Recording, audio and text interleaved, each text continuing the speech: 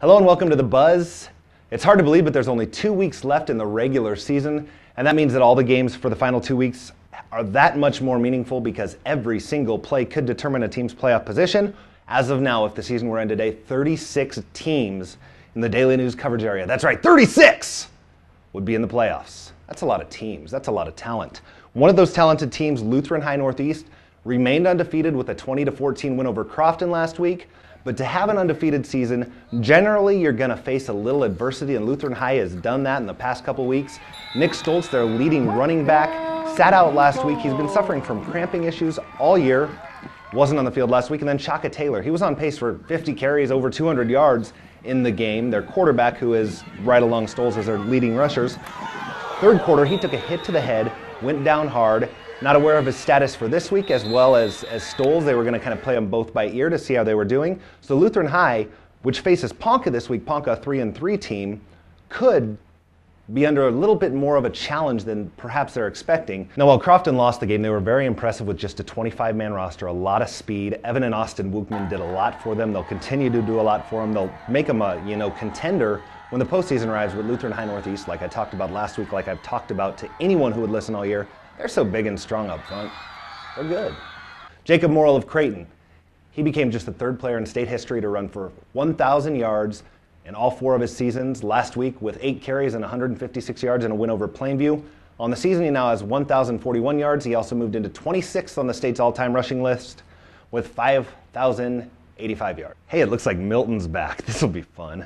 Hello again, everybody. I'm so glad to be here. One thing, though, that I'm not glad about is that I have to work alongside this idiot Tom. What kind of fool picks against Howells Dodge twice in the same year?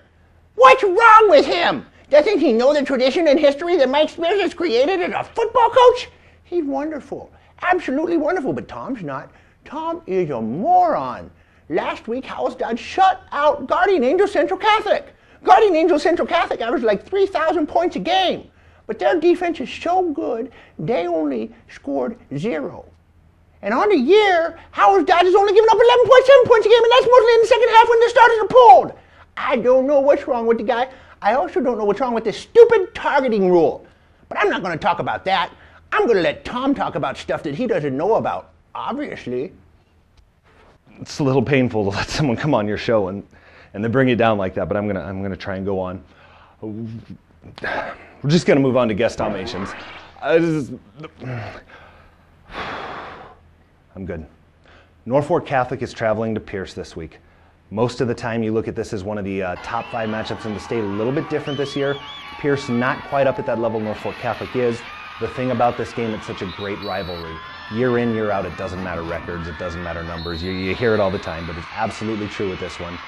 And Pierce has improved. They showed how improved they are by defeating Wayne last week. I think Pierce gives Norfolk Catholic a bit more of a challenge than people are expecting, but I still think Norfolk Catholic leaves Pierce with its 6th win of the year. Another big one in that C2-6 district, Battle Creek is traveling to Creighton. The reason I bring this one up, Battle Creek, this could be a trap. I think Battle Creek escapes, but Battle Creek better be on alert. Now we'll talk about what happened in those games next week. We'll also discuss why public plungers are no longer allowed in New Mexico because of what a man in Northeast Nebraska, specifically Verdell, did when he left his grandma's house to go Christmas caroling in the middle of September in 1937. Why would you Christmas carol in September? Because I'm Tom Beamer and this is The Buzz.